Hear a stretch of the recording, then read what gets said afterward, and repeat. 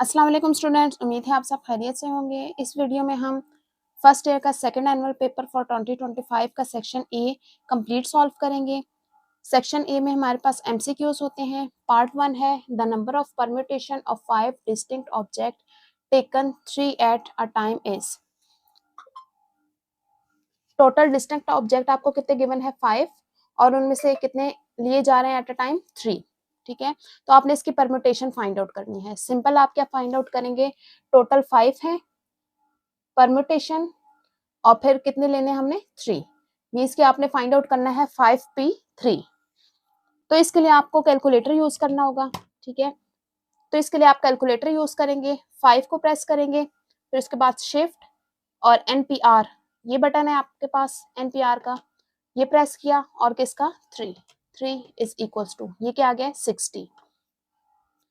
तो correct option क्या होगा ए 60। पार्ट 2 है the factorisation of g square plus a square over complex number is. ठीक है, ये आपको कॉम्प्लेक्स नंबर गिवन है जी। ठीक है, आपने इसकी फैक्टराइजेशन करनी है जी स्क्वायर प्लस ए स्क्वायर। देखिए आपके पास फार्मूला होता है ए स्क्वायर माइनस बी स्क्वायर का, मीन्स के दो स्क्वायर्स के दरमियान नेगेटिव साइन आए तो आप उसका फार्मूला ओपन कर सकते हैं ए माइनस बी और ए प्लस बी। अब यहाँ क्या है प्लस है। ठीक है, इस प्लस को आप माइनस बनाएंगे। ठीक है, और हमें ये भी बता दिया गया है कि ये क्या है कॉम्प्लेक्स नंबर है। अब देखिए कॉम्प्लेक्स में आयोटा स्क्वायर किसके इक्वल होता है -1 के इक्वल। हमने क्या करना है +1 को माइनस बनाना है। ठीक है, अब यहाँ देखिए ए स्क्वायर के साथ 1 तो आ रहा होगा। ठीक है, मीन्स कि हमें यहाँ क्या चाहिए +1 को रिप्लेस करेंगे। तो ये -1 है, बोथ साइड पे जब हम माइनस को मल्टीप्लाई करेंगे तो इनके साइन चेंज हो जाएंगे, ये माइनस आयोटा स्क्वायर और +1। अब हम यहाँ पर जी स्क्वायर प्लस ए स्क्वायर, ठीक है ये +1 है, +1 को रिप्लेस कर देंगे माइनस आयोटा स्क्वायर के साथ, तो जी स्क्वायर माइनस आयोटा स्क्वायर ए स्क्वायर। अब देखें ये दोनों स्क्वायर बन रहे हैं, ये किसका स्क्वायर बन रहा है जी का और ये आयोटा ए का, और दोनों के दरमियान नेगेटिव साइन है। अब हम इसका फार्मूला ओपन कर सकते हैं किस तरह, a माइनस बी और a प्लस बी। a यहाँ क्या है z माइनस बी है आयोटा a और a प्लस b। तो इसकी फैक्टराइजेशन क्या आ गई है z माइनस आयोटा a और z प्लस आयोटा a। तो ये ऑप्शन डी है आपके पास। ये दोनों आगे पीछे हो जाए तो कोई फर्क नहीं पड़ता क्योंकि मल्टीप्लाई हो रहे हैं और मल्टीप्लीकेशन कम्यूट करती है। पार्ट 3 है if z is equals to x plus iota y in polar form z is equals to r cos theta plus iota sin theta where r is equals to। ये आपको complex number की polar form given है। ठीक है, इसमें r और theta आ रहा है, आपने बताना है कि r किसके इक्वल है। r किसके इक्वल होता है square root of imaginary part का square plus iota plus complex part का स्क्वायर। ठीक है, तो ये हमारे पास r इसके इक्वल होता है square root x square plus y square. अगर आपसे थीटा पूछा जाता कि थीटा मींस के आर्गुमेंट किसके इक्वल होगा, तो आर्गुमेंट किसके इक्वल होता है tangent inverse y by x। अब इसमें हमारे पास r पूछा गया तो ऑप्शन डी करेक्ट होगा। यहाँ इस क्वेश्चन को चेंज करके थीटा भी पूछा जा सकता था मींस के आर्गुमेंट, तो उस केस में आपके पास ऑप्शन ए करेक्ट होता। पार्ट 6 है which of the following is not an elementary row operation. ठीक है, आपने बताना है इनमें से कौन सा है जो हमारे पास एलिमेंट्री रो ऑपरेशन नहीं है। फर्स्ट है raising a row to a power, कि रो को हम पावर में लेके जाएं। ठीक है, ये हमने काम कभी भी नहीं किया। ठीक है, ये काम नहीं होता। ठीक है, किसी भी रो को हम पावर में नहीं लेके जाते। नेक्स्ट है स्वैपिंग टू रोज, दो रोज को इंटरचेंज, ये काम हम करते रहे हैं। नेक्स्ट है multiple a row by a non zero scalar, एक रो को हम मल्टीप्लाई कर दें किसी नॉन जीरो स्केलर के साथ, मींस के 2 3 4 5, ये काम भी हमने किया हुआ है, ये भी रो ऑपरेशन में होता है। नेक्स्ट है adding a multiple of one row to another, एक रो को हम दूसरी रो में भी ऐड कर सकते हैं। ठीक है, तो ये ऑप्शन बी सी और डी ये एलिमेंट्री रो ऑपरेशन है, हमें कौन से बताना है जो कि नहीं है। तो जो ऑप्शन ए है raising a row to a power, ये काम हम नहीं करते, एलिमेंट्री रो ऑपरेशन में ये इंक्लूड नहीं है, तो इसका ऑप्शन ए होगा करेक्ट। पार्ट 5 है द सिस्टम, ये 3 इक्वेशंस आपको गिवन है इज, ठीक है, इस सिस्टम के बारे में आपने बताना है consistent with a unique solution, ठीक है, कि क्या ये कंसिस्टेंट है और इसका यूनिक सोल्यूशन है, डिपेंडेंट है, इनकंसिस्टेंट है, या consistent with infinite many solution, या ऑप्शन डी है। तो इसको हमें चेक करना होगा। तो चेक हम किस तरह से करेंगे, पहले इसको मैट्रिक्स के फॉर्म में लिखेंगे। देखें, फर्स्ट के एक्स वाई और जी तीनों का कोफिशिएंट 1 है और इक्वल टू 2, सेकंड में भी 1 है तीनों के कोफिशिएंट और थर्ड में भी 1 है, और सेकंड इज इक्वल्स टू 3 है और थर्ड इज इक्वल्स टू 4 है। नेक्स्ट हम क्या करते हैं कि फर्स्ट वाले कॉलम में फर्स्ट जो है इसको 1 बनाते हैं और नीचे वाले दोनों को 0 बनाते हैं। 0 बनाने के लिए हम क्या करेंगे, 1 माइनस 1 मीन्स के रो 2 माइनस रो 1, इसको 0 बनाने के लिए 1 माइनस 1 मीन्स के रो 3 माइनस रो 2। अब देखें, रो 2 माइनस रो 1 और रो 3 माइनस रो 1, तो ये क्या हो जाएगा, 0 बन जाएगा। अब 1 माइनस 1, ये सारे 1 है तो ये 0, और 3 माइनस 2 1, ये भी 0 हो जाएंगे तीनों, और 4 माइनस 2 2। अब देखें, 2 रोज 0 हो गई हैं। अगर हम मैट्रिक्स ए को देखें तो इसका रैंक क्या बन रहा है, रैंक ऑफ मैट्रिक ए, ये हमारे पास मैट्रिक ए है, तो इसका रैंक क्या बन रहा है, नंबर ऑफ नॉन जीरो रोज कितनी है, यहाँ पर 1 है, तो रैंक इसका 1 आ जाएगा। और रैंक ए बी इन दोनों के मिला के कितना बन रहा है, अगर इन दोनों को हम कंबाइन कर दें तो ए बी का रैंक कितना आ रहा है।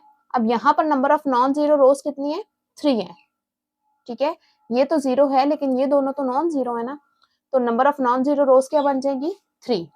अब देखें, ये दोनों क्या है, इक्वल नहीं है, रैंक ऑफ ए और rank of A B equal नहीं है, तो इस केस में हमारे पास सोल्यूशन क्या होगा, इनकंसिस्टेंट होगा, तो ऑप्शन सी करेक्ट होगा।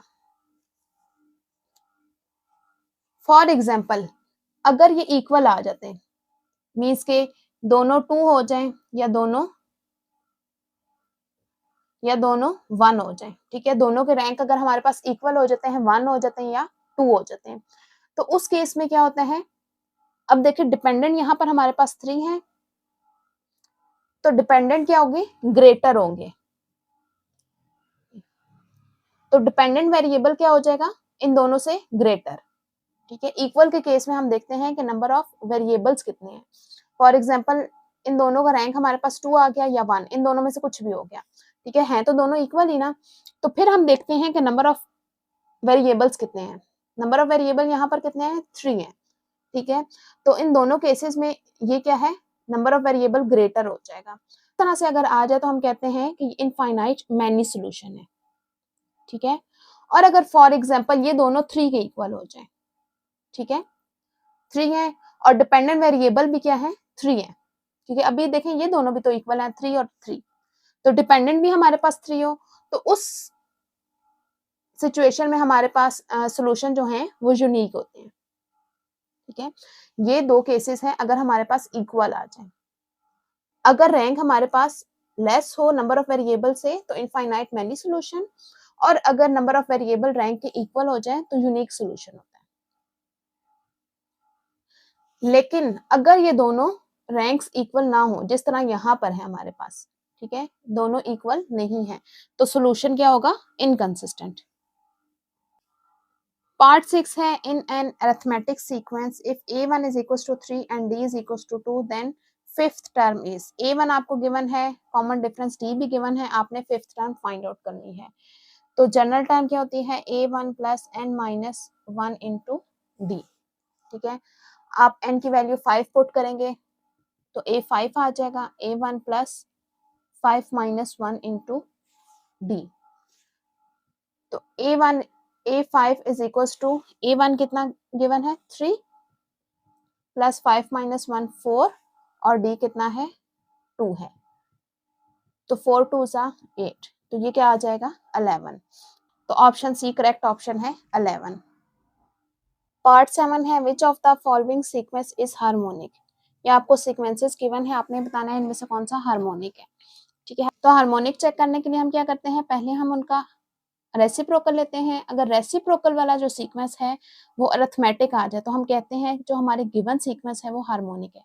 फॉर एग्जांपल इनका हम रेसिप्रोकल लें, मीन्स कि ये अभी हार्मोनिक हमें गिवन है, इसका हम रेसिप्रोकल लेंगे तो अरिथमेटिक बननी चाहिए, ठीक है। तो 1 और 1/3, 1/5, ठीक है। तो इनका जब आप डिफरेंस लेंगे 1/3 माइनस 1 करेंगे या 1/5 माइनस 1/3 करेंगे तो इनका डिफरेंस सेम नहीं आएगा, ठीक है। तो इसकी सेकंड टर्म क्या बनेगी अरिथमेटिक की 1/3 और फर्स्ट टर्म 1 है, ठीक है। तो इसका जब हम डिफरेंस लेंगे तो 1 - 3 - 2 डिवाइडेड बाय 3। अब 1/5 माइनस 1/3 करें, 1/5 माइनस 1/3 तो ये क्या आ जाएगी 3 - 5 डिवाइडेड बाय 15 मीन्स के -2 डिवाइडेड बाय 15। तो ये देखें इक्वल नहीं आ रही, मीन्स के इसकी रेसिप्रोकल वाला जो है, मीन्स के इसका रेसिप्रोकल लें तो ये अरिथमेटिक नहीं बन रहा, तो ये हार्मोनिक भी नहीं होगा। इसी तरह इन दोनों को भी हम चेक करेंगे तो इनके भी जो रेसिप्रोकल है उनमें कॉमन डिफरेंस सेम नहीं होगा, तो वो अरिथमेटिक नहीं बनेगी, अरिथमेटिक नहीं बनेगी तो वो हार्मोनिक भी नहीं होगी। अब ये लास्ट हमें गिवन है, इसका हम रेसिप्रोकल लेते हैं तो ये क्या बनेगा 1 और 1/2 का रेसिप्रोकल 2, 1/3 का 3 एंड 1/4 का 4। अब इनका जब हम कॉमन डिफरेंस लेंगे, इनको माइनस करेंगे 1, ये भी माइनस किया 1, ये भी माइनस किया 1। अब इनका देखें डिफरेंस सेम आ रहा है, मीन्स के ये अरिथमेटिक है, ये अरिथमेटिक है तो इसका मतलब है कि ये हार्मोनिक होगी। तो करेक्ट ऑप्शन हमारे पास डी होगा। पार्ट 8 है the coefficient of x square in 1 + 2x whole raised to power cube is, ठीक है। इसके एक्सपेंशन में एक्स स्क्वायर का कोफिशिएंट क्या होगा। तो इसमें बाइनोमियल ओपन करने के बजाय अगर आप इसका डायरेक्ट फार्मूला भी ओपन करें होल क्यूब का तब भी आ जाएगा, ठीक है। होल क्यूब का फार्मूला क्या होता है a + b whole cube is equals to a³ + 3 a² b + 3 ab² + b³, ठीक है।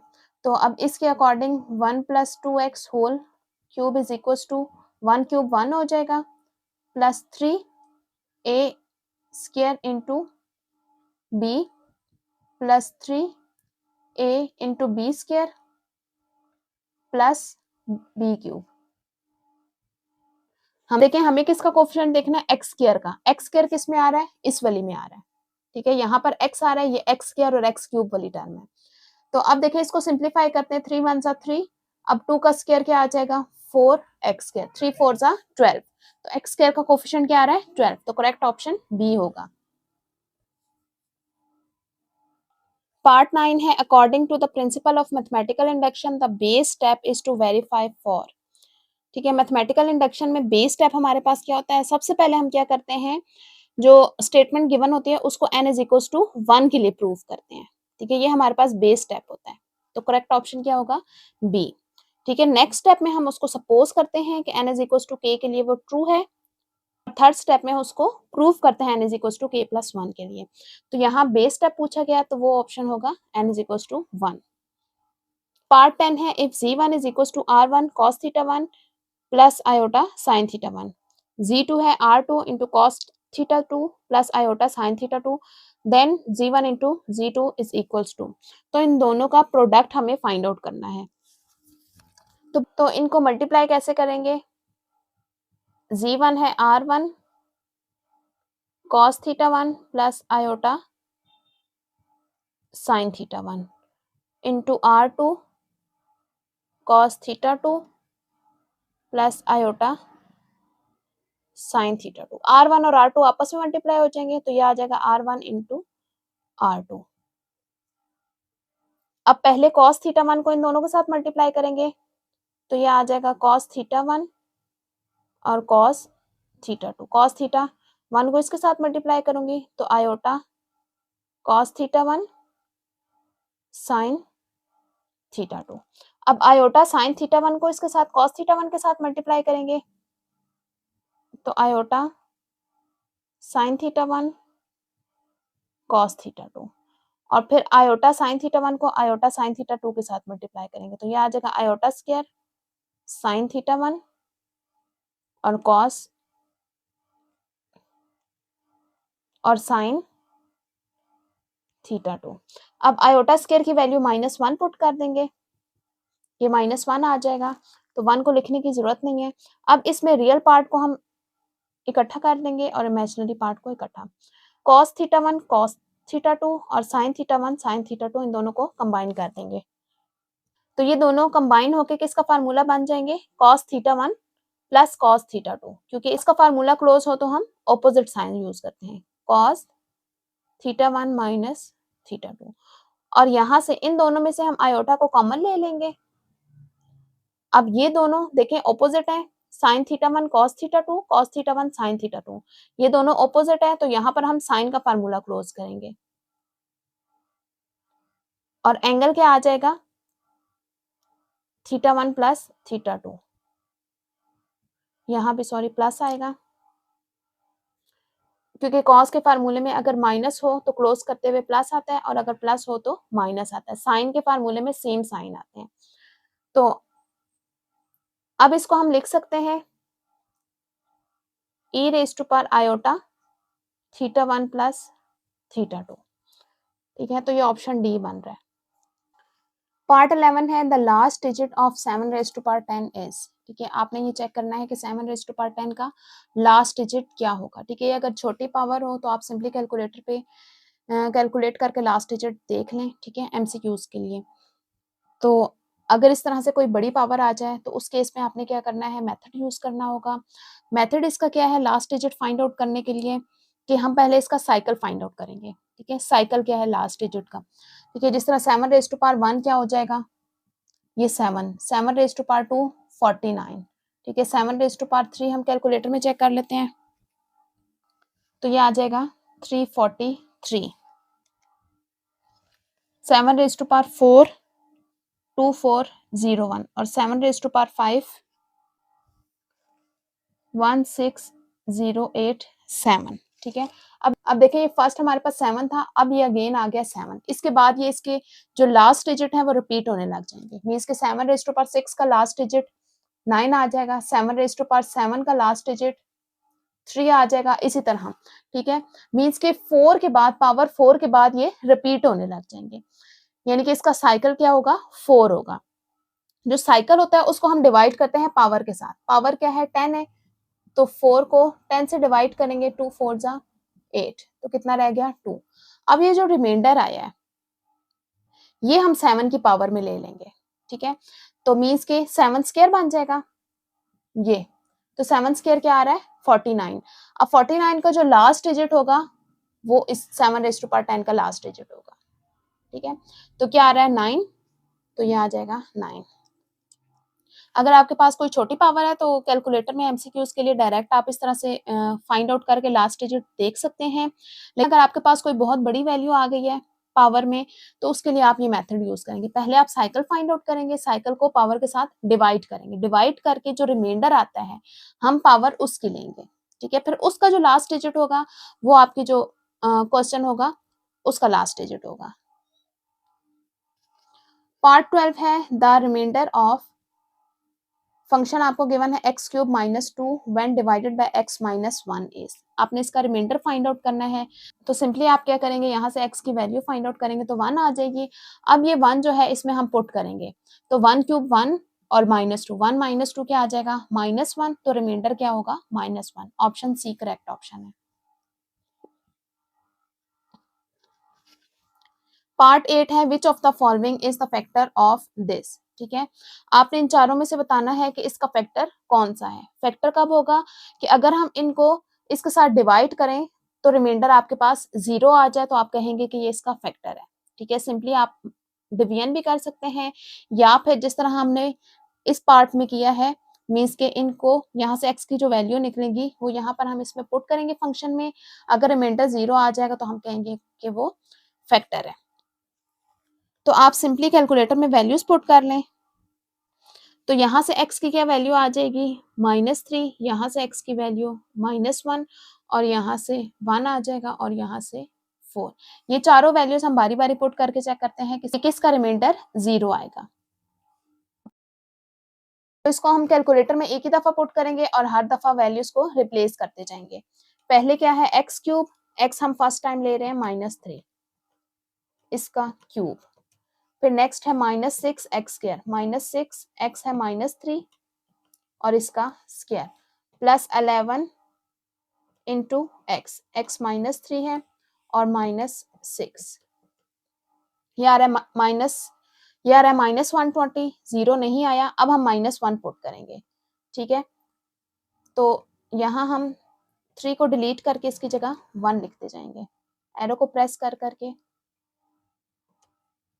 3 की जगह 1 और अगेन 3 को डिलीट करके 1, तो ये -24 आ रहा है, ये भी नहीं है। अब हम नेक्स्ट हमारे पास x की क्या वैल्यू है 1, अब हम 1 पुट करेंगे, तो अब हम माइनस को डिलीट करते जाएंगे, तो ये +1 बनता जाएगा।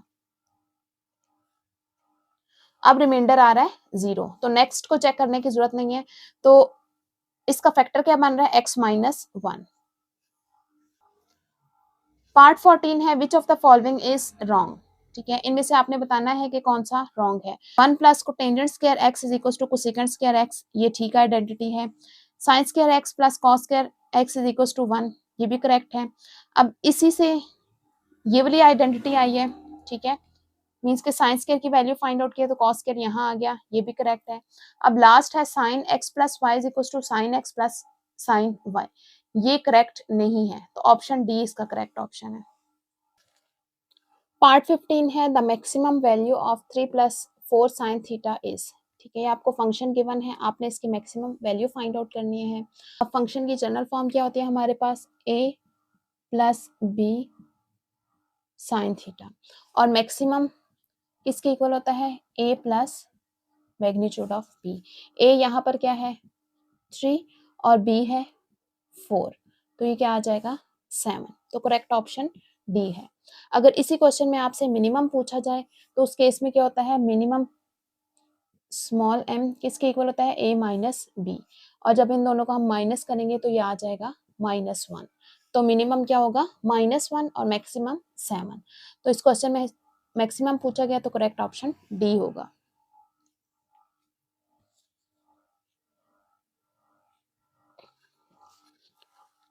पार्ट 16 है the period of y is equal to sine x in radian is, sine का हमें पीरियड फाइंड आउट करना है साइन x का। अब साइन x हो जाए, कॉस x हो जाए, या इनके रेसिप्रोकल मींस के कोसेकेंट और सेकेंट, इन चारों का पीरियड क्या होता है 2π, तो करेक्ट ऑप्शन होगा डी। पार्ट 17 है for what value of x are the vector this and this orthogonal, ये दो वेक्टर गिवन है और गिवन कंडीशन क्या है कि ये दोनों ऑर्थोगोनल हैं, मींस के परपेंडिकुलर हैं और आपने x की वैल्यू फाइंड आउट करनी है। अब दो वेक्टर परपेंडिकुलर कब होते हैं, इसकी कंडीशन क्या है कि अगर उन दोनों का डॉट प्रोडक्ट 0 के इक्वल हो, ठीक है, इस चीज को हम यूज करके x की वैल्यू फाइंड आउट करेंगे।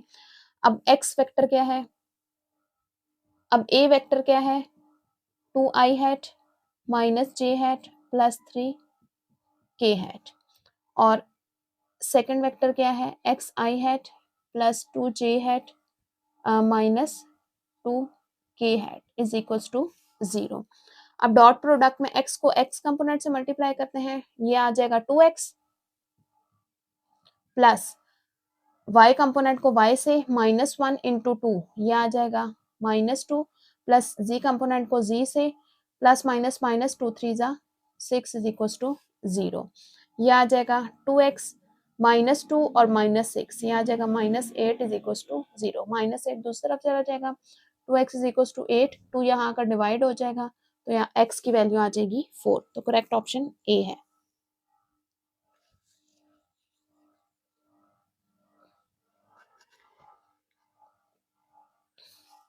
पार्ट 8 है a constant force act on an object perpendicular to the displacement work done is, ठीक है, क्या कहा जा रहा है कि एक कांस्टेंट फोर्स है जो कि एक ऑब्जेक्ट पर एक्ट कर रही है और उसकी डायरेक्शन क्या है डिस्प्लेसमेंट के साथ, कि वो डिस्प्लेसमेंट के साथ परपेंडिकुलर है, मींस के फोर्स और डिस्प्लेसमेंट में जो एंगल है वो 90 डिग्री का है।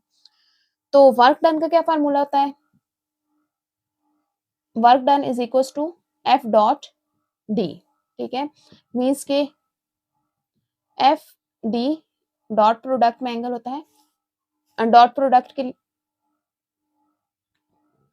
तो ये किसके इक्वल होता है, एफ डी कॉस थीटा।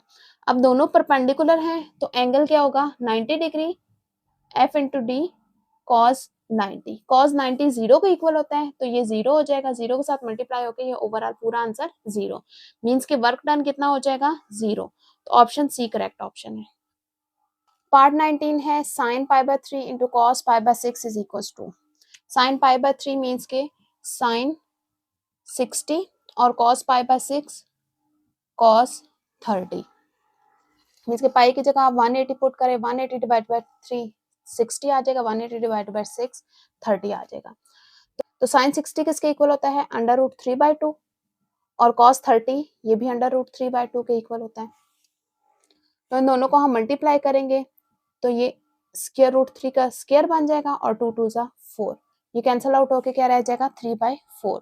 तो करेक्ट ऑप्शन ए होगा। पार्ट 20 है if there is an option for 3 shirts and 4 trouser then the number of outfits is, ठीक है। तो आपने नंबर ऑफ आउटफिट बताने हैं कि कितने बनेंगे अगर 3 शर्ट्स और 4 ट्राउजर हैं।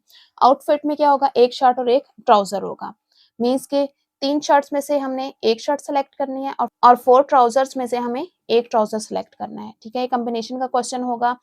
टोटल 3 शर्ट्स हैं जिनमें से हमने एक सेलेक्ट करनी है और टोटल 4 शर्ट्स हैं जिनमें से एक सेलेक्ट करनी है। 3C1 3 एंड 4C1 4, 3 4 जा 12।